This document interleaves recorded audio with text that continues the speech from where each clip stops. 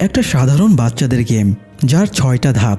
এই ধাপগুলো পার হতে পারলেই পাওয়া যাবে প্রায় 383 কোটি টাকার সমমূল্যের পুরস্কার। শুনতে অনেক সহজ মনে হচ্ছে, তাই না? কিন্তু যদি বলা হয় এই গেমে যারা হারবে তাদের জন্য শাস্তি হিসেবে রয়েছে নিশ্চিত মৃত্যু, তবুও কি মানুষ জেনে শুনে এই বাঁচা মরার অদ্ভুত খেলায় যোগ দেবে? মৃত্যুকে হারিয়ে কেউ কি এই বিপুল পরিমাণ প্রাইজ জিতে নিতে পারবে? জানতে হলে আসুন দেখে আসি নেটফ্লিক্সের অন্যতম আলোচিত সিরিজ স্কুইড গেমের সিজন 1 এর এক্সপ্লেনেশন। সকালবেলায় সিয়ং গিহান বসে নাস্তা করছিল।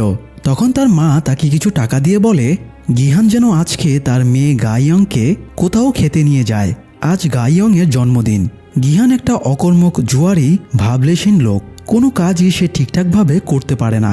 তাই তার বউ তাকে ডিভোর্স দিয়ে অন্য একজনকে বিয়ে করেছে। তাদের মেয়ে গাইয়ংও তার মা এবং সৎ বাবার সাথে থাকে। যাই হোক, গিহানের মা কাজে বেরিয়ে গেলে সে মায়ের লুকিয়ে রাখা ক্রেডিট কার্ডটা চুরি করে নেয়। তারপরে এটিএম বুথে গিয়ে কার্ডের টাকাগুলো তুলে নেয়। সেই টাকা নিয়ে চলে যায় ঘোড়দৌড়ের আস্তানায়। তার জুয়া খেলার খুব নেশা ছিল, তাই ঘোড়দৌড়ে সে টাকা লাগিয়ে দেয়। প্রথমের দিকে হেরে গেলেও শেষ পর্যন্ত সে অনেকগুলো টাকা জিতে নেয়। জেতার আনন্দে টাকা ভাঙানোর সময়ে সে ক্যাশ কাউন্টারের মেয়েটিকে কিছু টাকা টিপসও দিয়ে দেয়।